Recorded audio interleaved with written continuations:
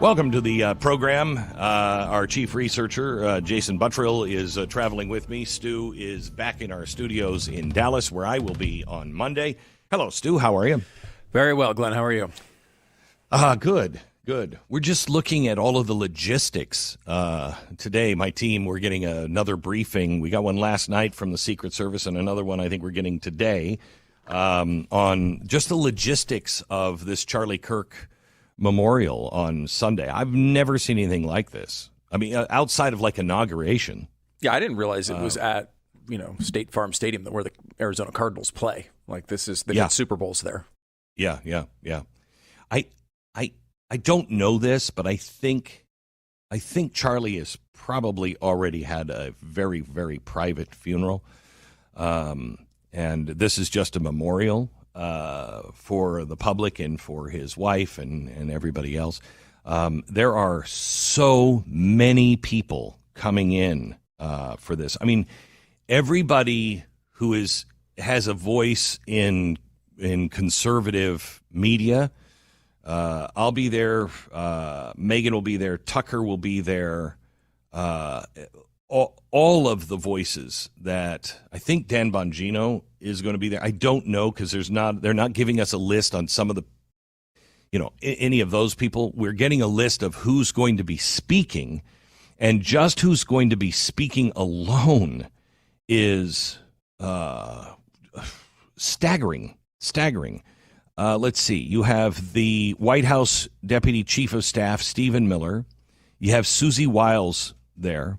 Tucker's going to be speaking. Donald Trump Jr. is going to be speaking. Tulsi Gabbard, Pete Hegseth. Listen to this. Just think designated survivor. National Intelligence Director, Tulsi Gabbard. Defense Secretary, Pete Hegseth. Secretary of Health and Human Services, Robert F. Kennedy Jr.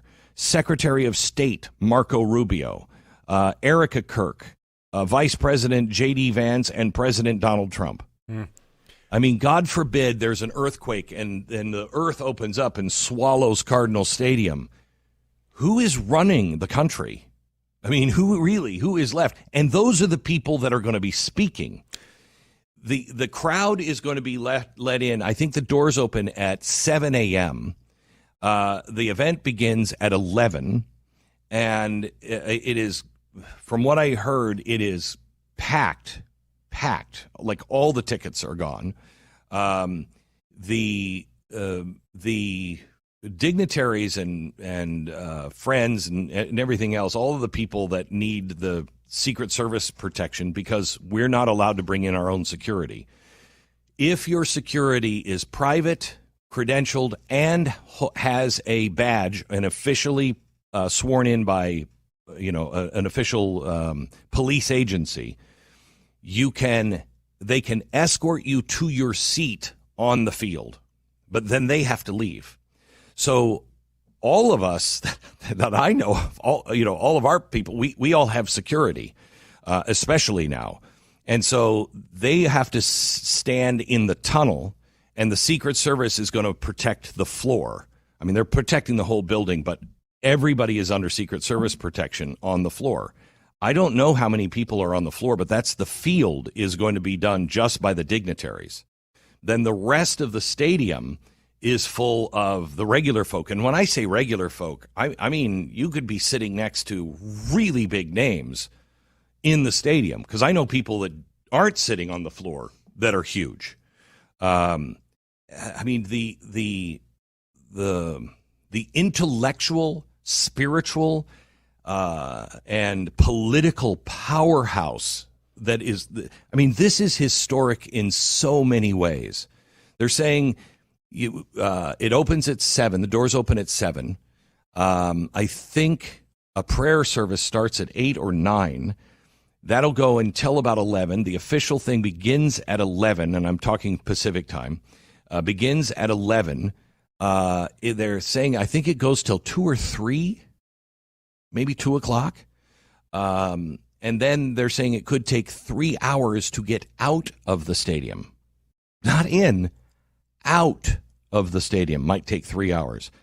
That is like, I've never seen anything like it. Yeah, Glenn, on the speakers list that you mentioned, a couple of things that really indicate Charlie Kirk and who he was, I think, out of that speaker list.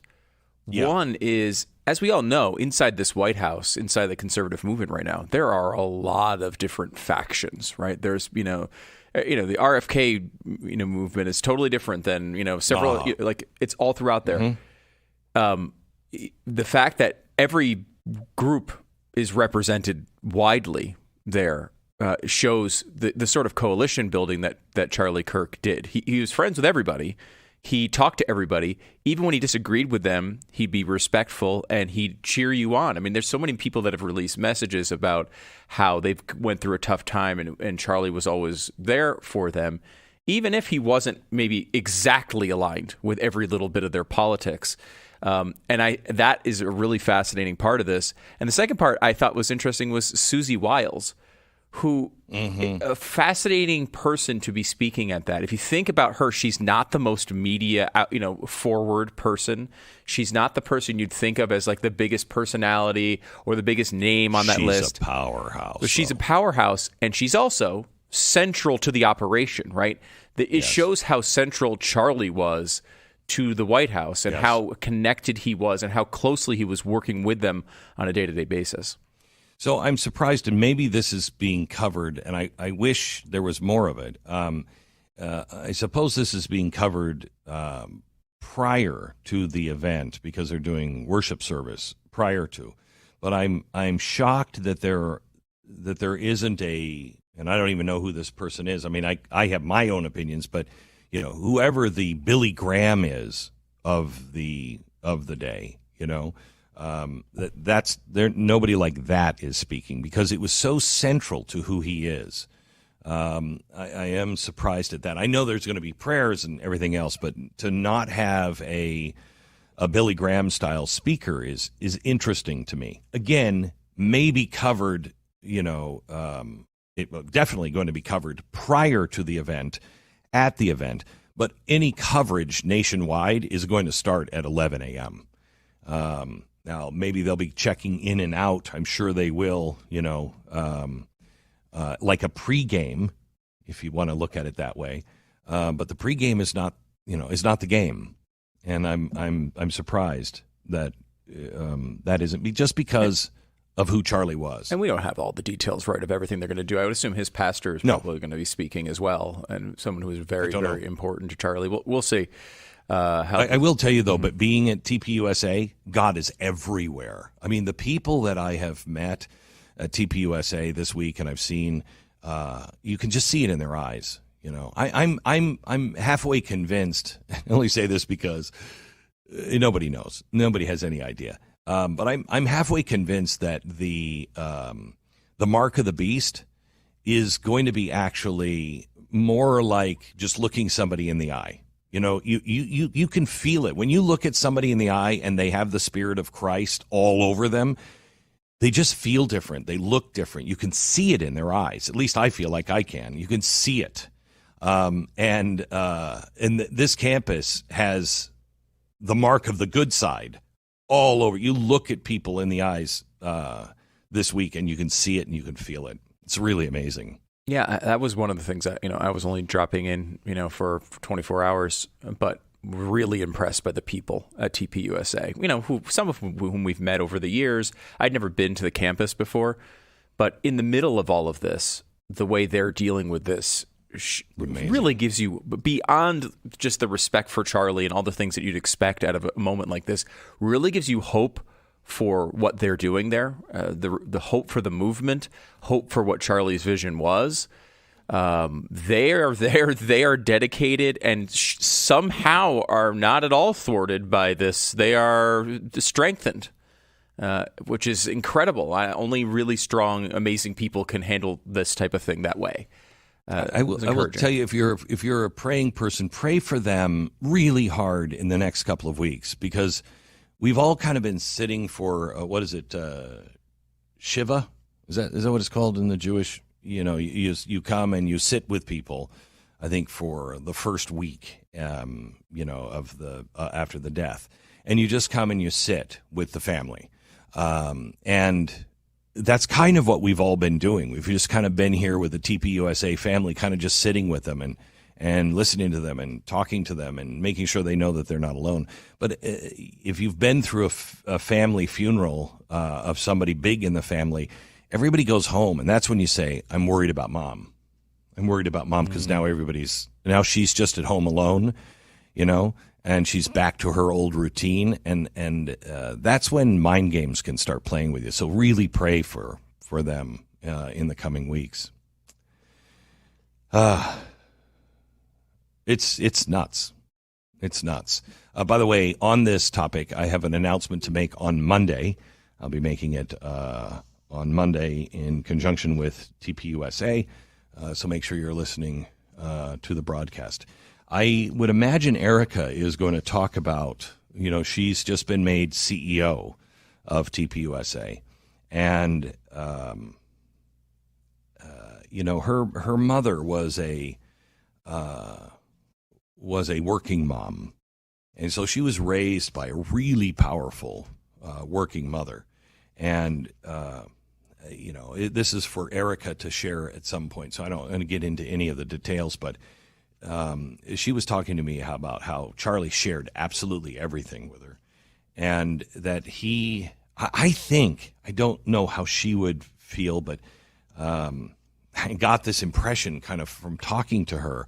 The things that they were talking about before he went out on this tour, I think he might have known.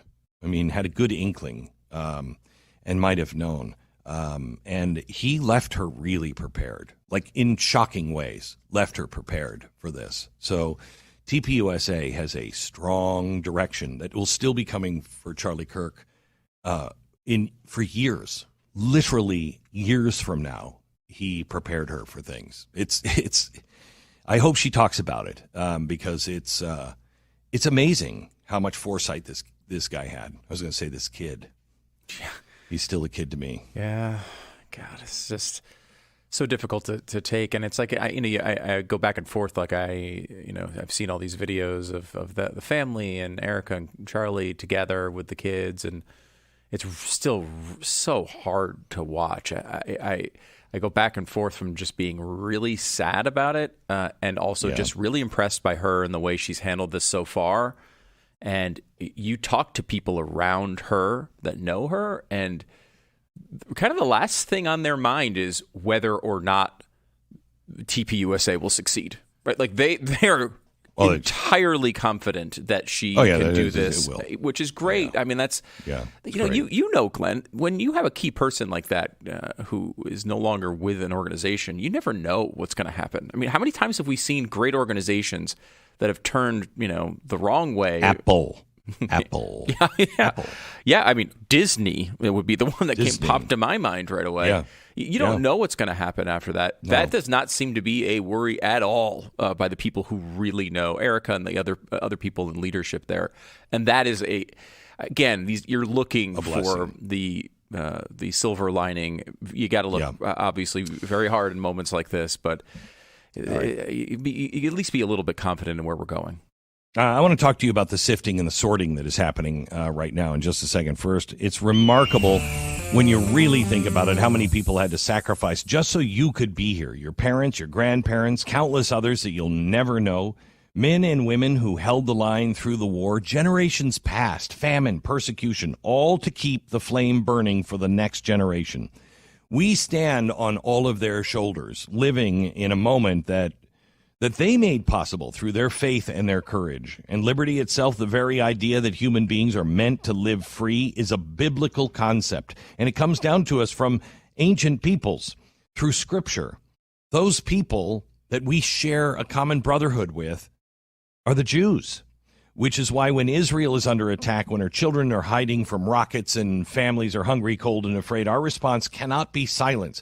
Doesn't mean war. I am not for fighting Israel's war. That's their war to fight, their life to defend. My job is to make sure that I support them vocally and in any way I can to make sure that they're taken care of and they know that they're not being abandoned.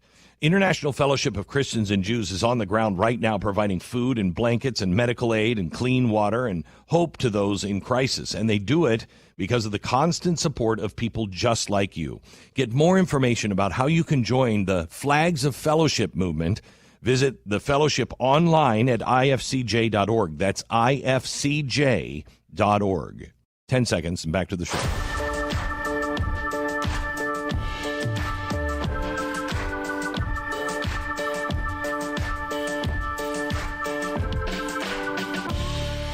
You know, it says an awful lot about the left that they're so concerned about Jimmy Kimmel, and now Jimmy Kimmel is the victim in this Charlie Kirk thing. It just speaks volumes to me.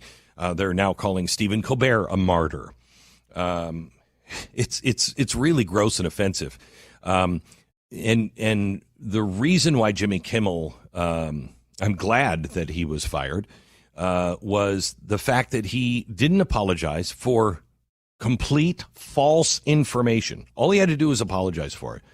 He gave false information, and now, word is, he's already found another job, and he's going to double down. He said this has lit a fire under him, and he's going to double down. We are being sorted. It's not like you're realizing, oh my gosh, look at how many bad people there are because they've all suddenly started to be bad. No, you're just noticing now the people who have been quiet. They're now being exposed. Their own actions are exposing them. And this is the great sifting. This is the great sorting that is going on. It should be expected and is a good thing. You now know who the people are that celebrate death. We knew it, after October 7th. We saw the people that immediately started celebrating the death of, the raping of children and the burning of families and just horrible atrocities. We now know who those people are that celebrate that kind of death. We know the people who celebrate abortion. Shout your abortion. This is just a continuing of the sorting and the exposing of who people really are. And just know. And I think it's a really good thing. I like to know who my enemy is. And I can't say enemy. I'd like to know those who are those who are so misguided, so misinformed, and so on the wrong track that they have made me an enemy. They're not my enemies. They're enemies of God and God's principles and freedom. And God will sort all that out. We just have to stand up for what we know is right and never, ever give in. But the conspiracies that are going around, they're now saying that Charlie Kirk's own people killed him. It's reprehensible what is going on. It's just reprehensible. And all that has to be done is you to know what the truth is, be very vocal about it, and just standing in place. That's all you have to do. You don't have to fight anything. You just have to speak the truth relentlessly and with peace. This is Glenn Beck. Because they will certainly destroy themselves in their arrogance. Every country has a backbone.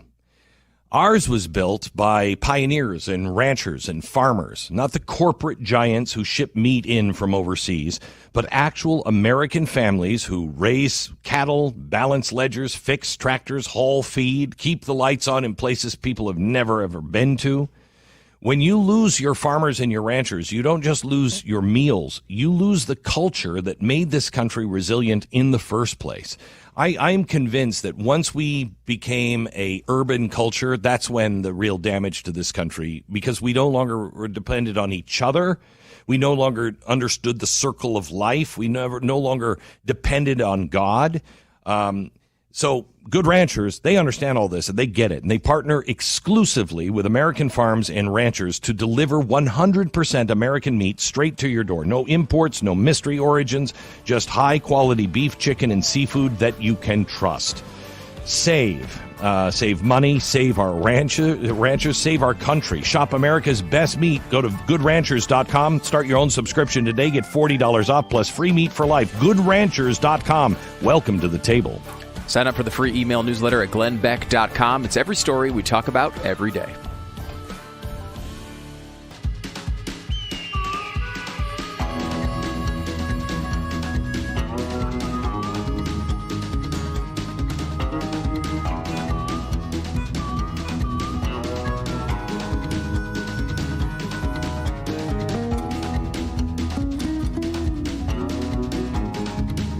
Let me start with, actually, Sarah, I want to start with cut two. I want to start with something good that will show you that there is decency out on the left. And I don't know how to square this in my head right now.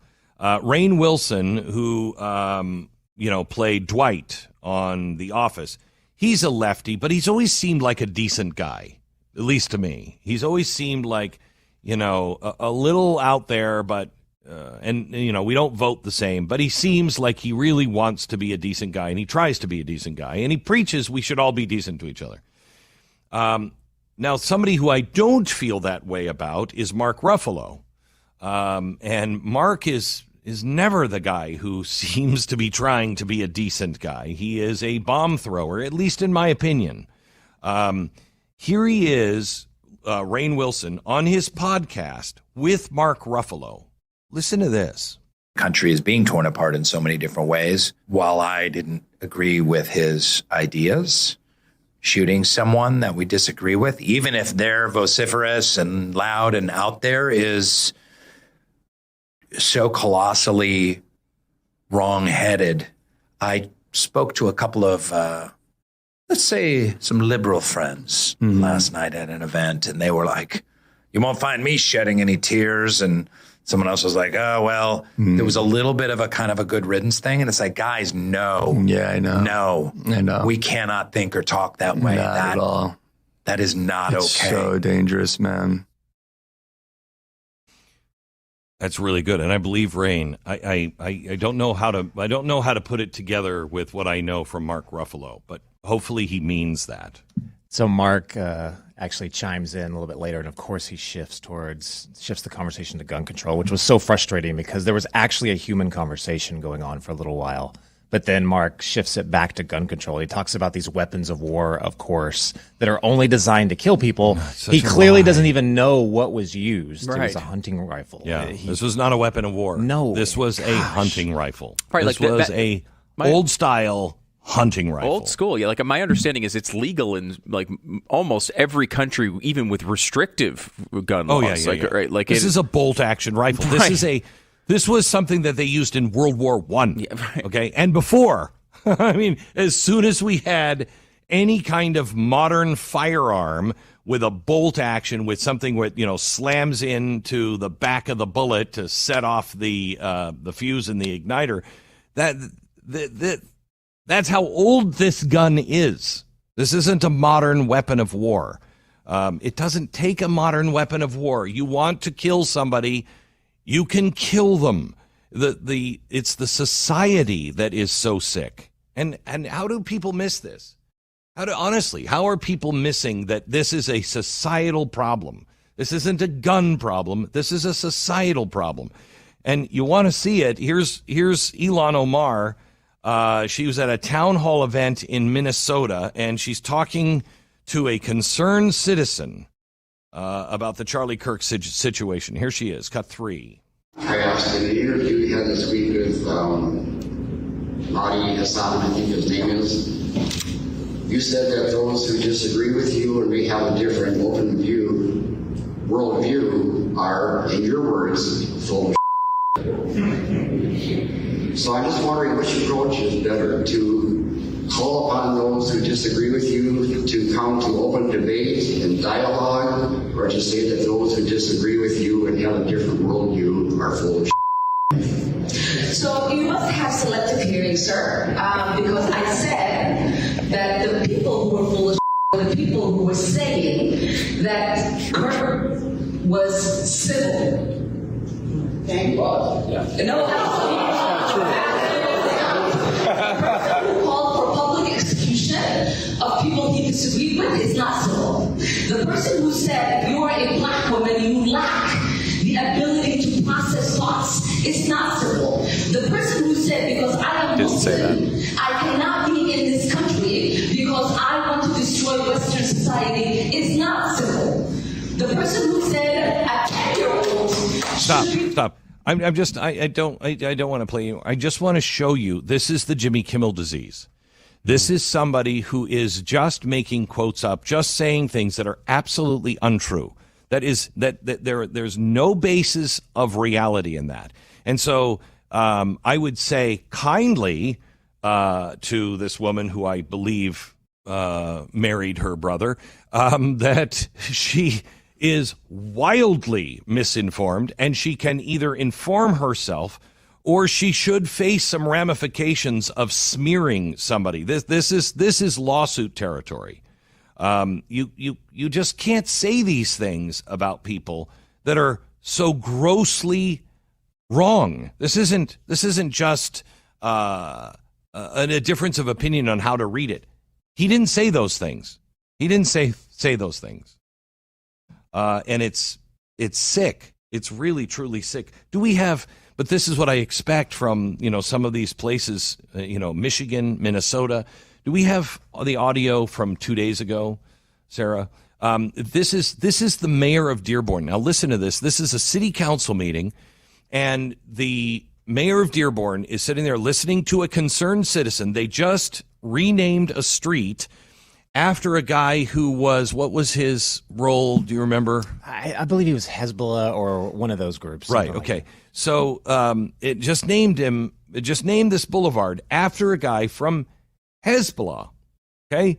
And this guy shows up peaceful at a town city council meeting in Dearborn, Michigan. I want you to hear what he says and then listen to the mayor's response. Hezbollah, bombed the embassy in Beirut, and including many Americans. So I just feel it's quite inappropriate. You are an Islamophobe, and although you live here, I want you to know, as mayor, you are not welcome here.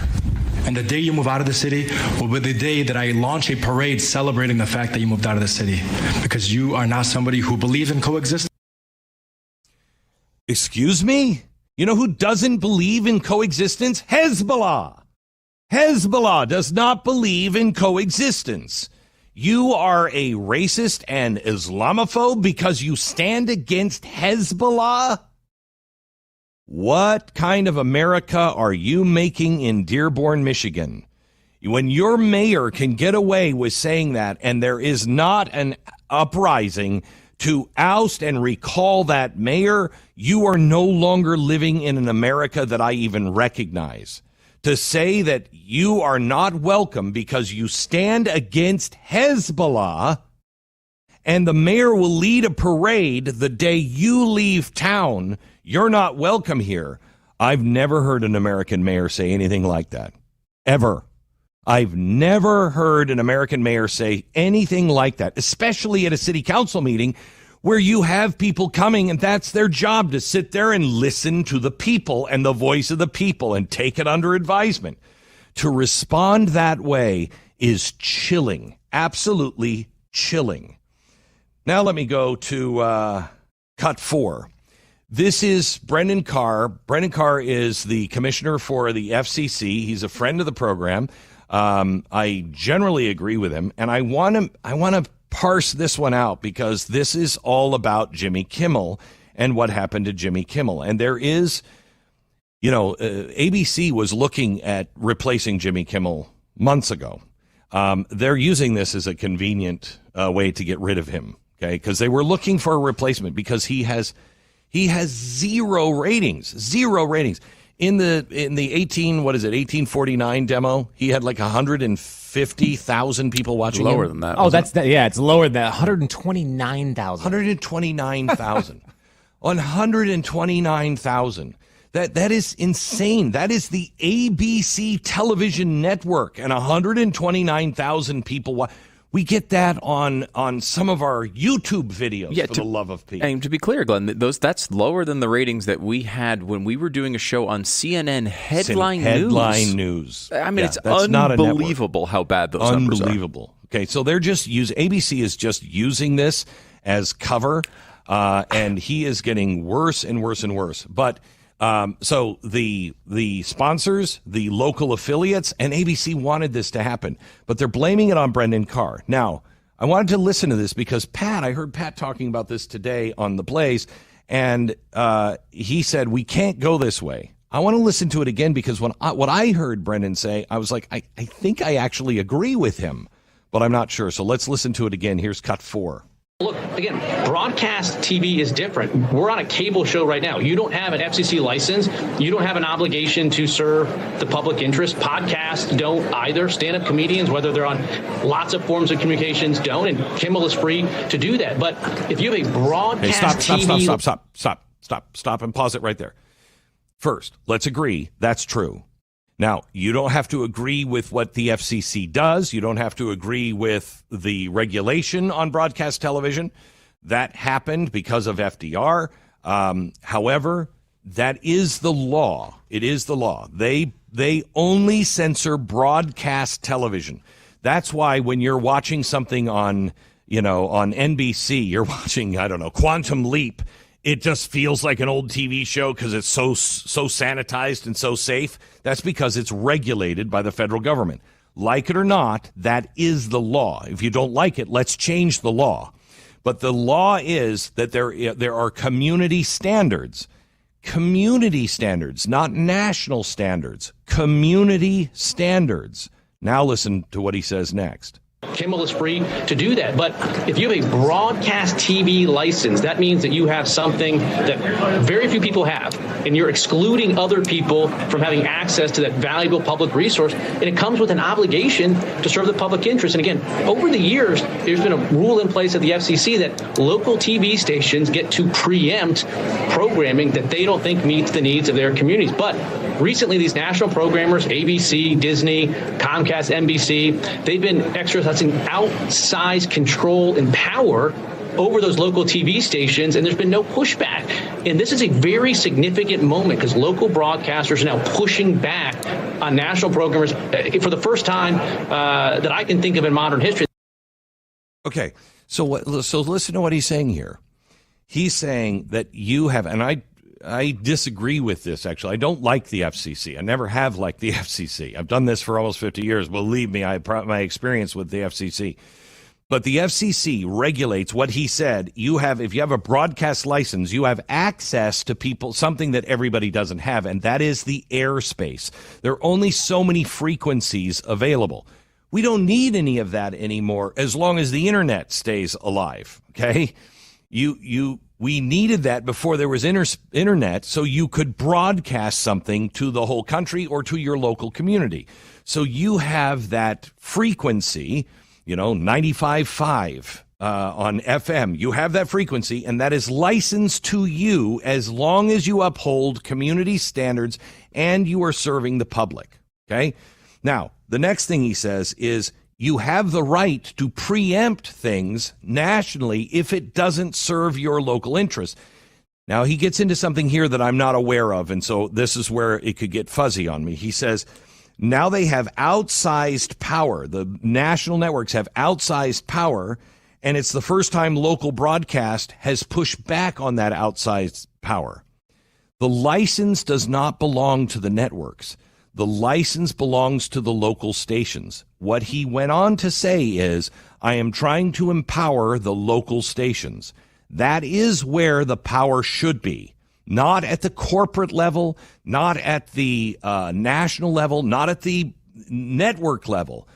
The ones that hold the license, they're the ones who have the responsibility to serve the public. And if that company says, I don't want to carry this show anymore, I want to preempt this show, that's where the power should be. Not with the government, but with the local license holder. I don't know what the problem is on that, but we'll get into that and talk about it here in just a second. First,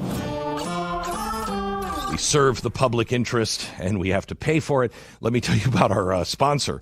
It's Patriot Mobile. Most people don't think twice about their cell phone bill. The service works. The money just goes on auto pay out of your account each month, nice and clean. You don't even think about it, but you have to think about everything now.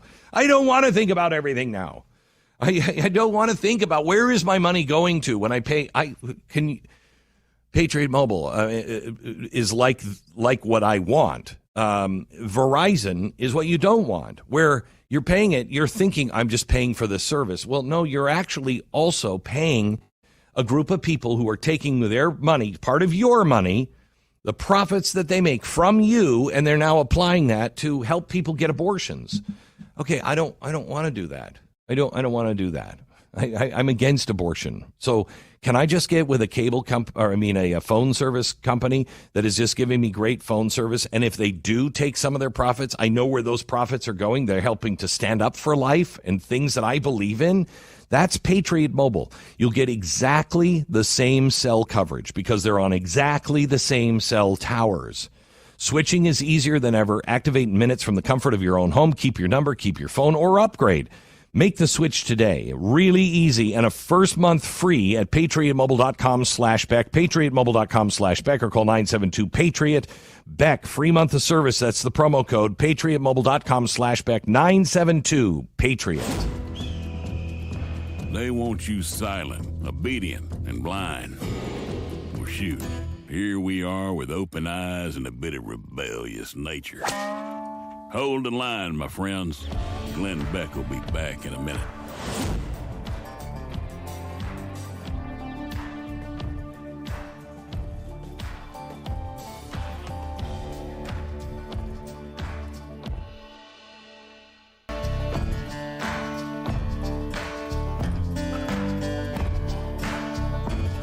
You know, through Mercury One, we have been on disaster relief for many years now. And every time I go into a place where there's been a hurricane or a disaster of any kind, a tornado, everything's broken apart. Who's there? Who's there? Is it NBC? Is it Fox News? Who was there during the last hurricane when it was in the Carolinas? And there was no national news on that. It was the local stations. What Brendan Carr is talking about is giving power back to the local stations. Believe me, if there's a breakdown of our society, local radio stations and TV stations are the source for information. I've seen it in action.